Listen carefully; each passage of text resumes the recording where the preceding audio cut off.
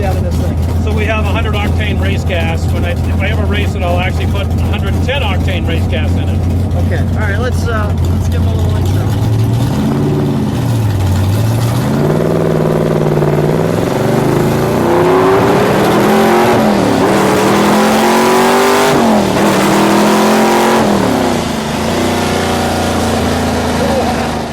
Hi, I'm Lou with another episode of My Car Story. Today we're in Paradise Valley, Arizona, and we've got a Paradise AMC for you. You're going to absolutely love it. Friend to the channel, Dan Curtis. Good to see you, Dan. Hey, good to see you again, Lou. Tell us what year, make, and model we have today. So, Lou, this is a 1969 American Motors AMX that was modified by the Hearst Corporation to become a Superstock AMX. It is number 52 of actually 52 Superstock AMXs made, and this one was delivered to Sunset Motors in Alaska and raced as a Superstock AMX in 1969 and 1970 by the dealer. Let's take the American Motors American Dream and show you that. And you'll see why I'm calling it that, because, well, as we come to it, it's written on the side as it was drag raced with that on there. So let's take a look right off the bat at So, the Lou, front of this car. You'll notice when you look inside the grille, you can actually see the white color rather than the red, and that's because these cars came from American Motors in frost white color, and then Hearst, as an option, would take these cars and paint them in the red, white, and blue as part of the creation of the Superstock. And so you can see on the inside of the fender and other areas where it's still the original white, and then the car was repainted by Hearst for, I believe it was a $79 option in 1969 to turn it into a red, white, and blue car. So, first of all, there's only 52 of them. How many still survive? And this is a special hood scoop designed for the Superstock cars. Notice you have no wipers because it's a drag car, and you can even see the white creeping through here, and we'll show you that in greater detail. How many still are surviving today? So it's my understanding there's somewhere in the mid to upper 30s that are known to still exist. Wow. There are 3 that are unidentified whatsoever, and so those remain anonymous. And I have a couple of friends who own some of the other ones on this, but this is in fact the last one they made, number 52 of the Superstock AMX family in 1969. We're going to show you a picture of why it says American Dream on the side. That's how it was raced. Tell me the history of this car's race history, because this car was a champion. By the way, tell me about these wheels. Let's start there. So these are Krager Super Trick wheels, and this car was actually the test mule for those wheels. And I have some pictures of this car with both front wheels off the ground as it was launching, with those actual wheels on it lifted off the ground. And so this car came to be a race car by a fellow by the name of Gary Clark, who bought the car from the dealer, and he became a very successful racer with this car, and in fact was a 3-time National Hot Rod Association champion in the Pacific Northwest region in this car. So it's a very well-known race car, and it has another interesting piece of history about it, and that it was locked in a cargo container in Alaska for 3 decades while it just sat there waiting for some love. I bought the car 4 years ago, and it was in a million pieces, and we brought it home in a box truck and put it back together. Which is why we see Alaska AMX. Absolutely. Okay, so let's open the trunk. By the way, we're going to have an extended trunk and treats on this car. Go ahead, open it up. We're going to have an extended trunk and treats in this car, and you're going to have to look in the text description of that.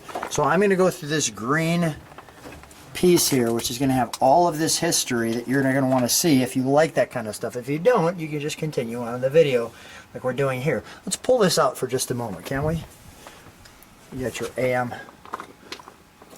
American Motors piece there. Notice your battery in the back, which is where they would keep it for a drag car, and painted white like the car was there. So if you shine inside the trunk and you look also along the edge of the trunk, you'll notice that there's overspray all over the place, and we had to work really hard to replicate the shoddy paint job with overspray that it came from the Hearst Corporation with. Again, for $79, they weren't going to take this car off and make sure everything was perfect. They just stuffed it up and sprayed it. You can see the spray there. Yeah, that's great that you did that way. So you'll look at the picture here up in the top left. This top picture on the left is how it was raced in 1969 and early 1970 by the dealer before the gentleman Gary Clark bought it and raced it in the 2 pictures below.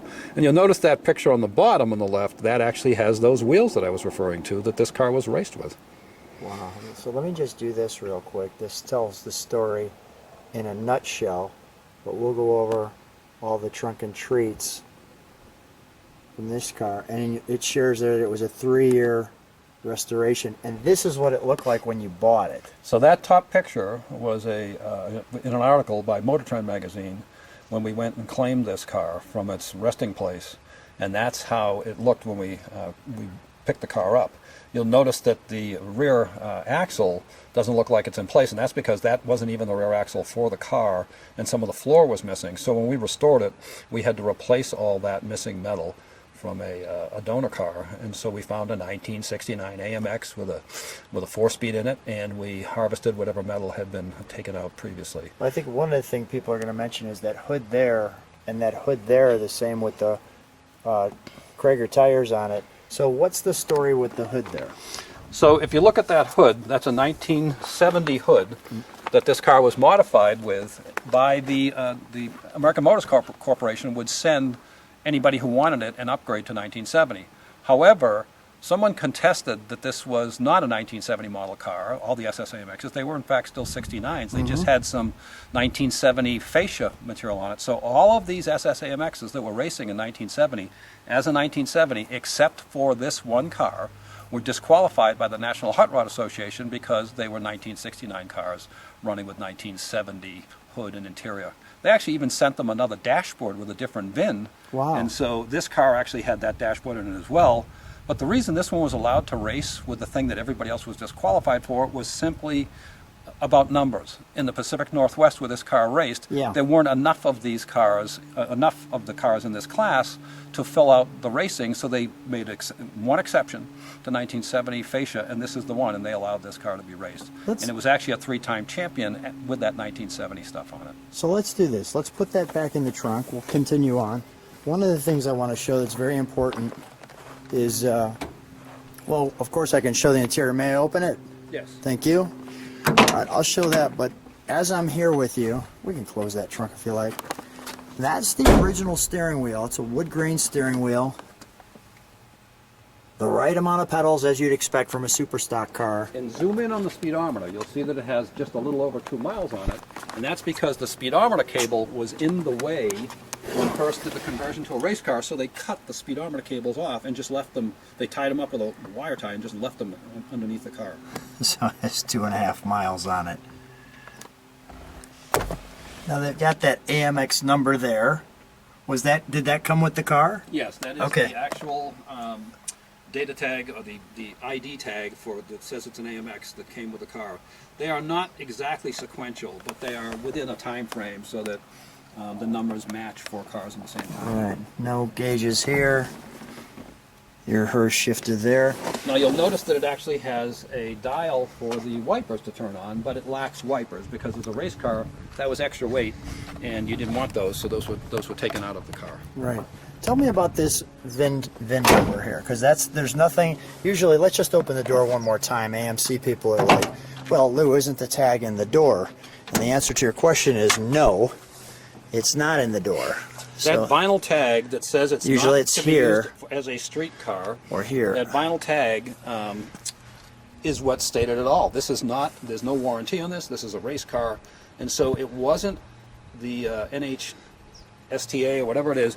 It didn't have all the equipment that you had to be street legal. So the data tag that's usually here is missing, right? Because they didn't put it on it because it wasn't street legal.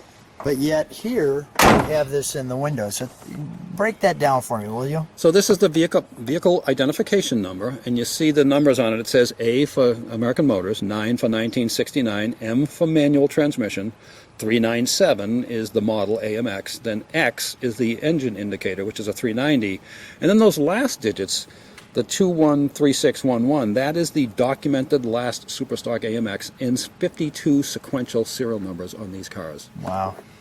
And the last 7 digits on this is also behind the steering box on this car. Okay, cool. Let me just show. I didn't look at it at first, but needless to say, it doesn't have a back seat, as you can see. All AMXs were 2-seaters from 1968 to 1970. Let's get them to the main attraction, shall we? So as you mentioned earlier, this is the specialty hood. The one thing we did when we restored this is we welded that metal hood to the metal. And the reason we did that was when they were made by AMC, they were sheet metal screws. Okay. By Hearst, when they added the hood scoop. They were sheet metal screws that came up through the underside of the hood, and if you stuck your finger in there, you could rip the end of your finger off with the Okay. sheet metal screws. So All right. we welded. So you did a slight modification. We did. So everybody did a slight modification on these because Right. they were race cars and they made them the way they wanted them to be. Now, before we fire it, tell me what this is. So that's the engine data tag, and that is the correct data tag for this engine, indicating when the engine was made. And I don't have my glasses on, so if you can read them off to me, Lou. 202W15. Yeah, so 02 is 1969, and then W15. 2 is February, Okay. W is a 390, and 15 is the 15th of February. Okay. And So then, that's when the engine was made, not when the car was made. got it.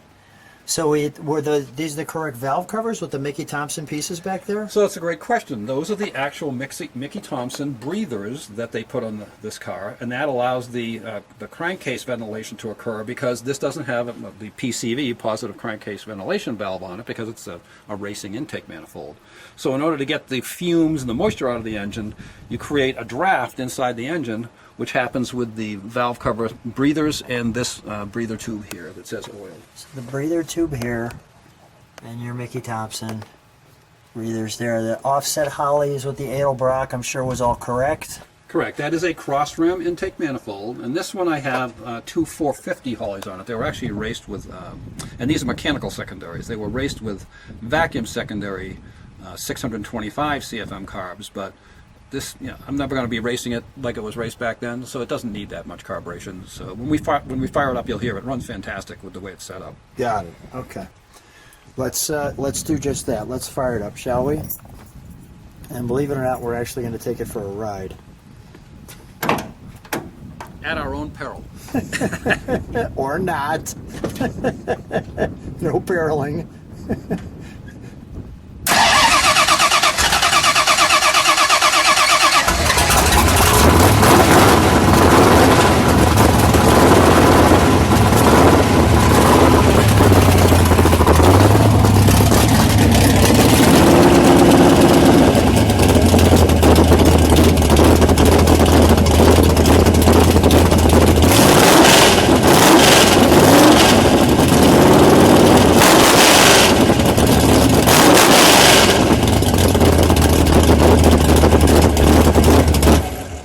Okay, I need some hearing aids. Holy cow. Nothing like open headers, Dan. So Lou, it's a race car. No It's a exhaust race system. car. That's no exhaust system. It's a race car. Hence why we're not going to take it for a ride in my neighborhood. Yeah, we'll be yelling at everybody the entire time for the next hour or so. Dan, let's take it for a ride. Great car. Super excited.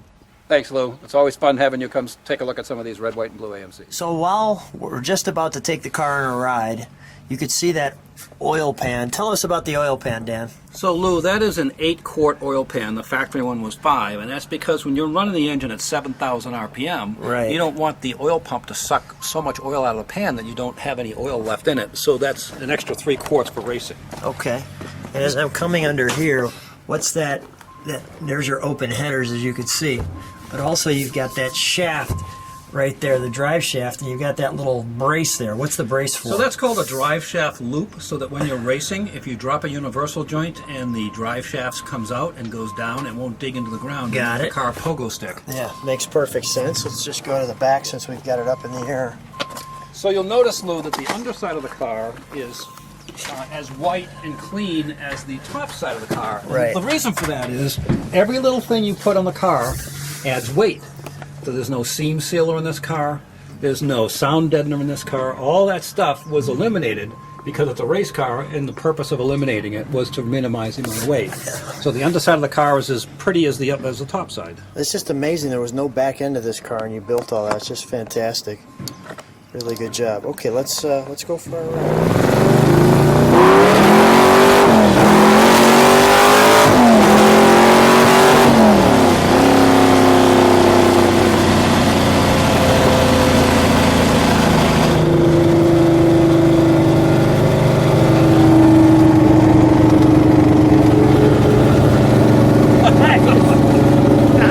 Let's turn around, bring it back up that way again. You want to go up one more time? Yeah, one more time.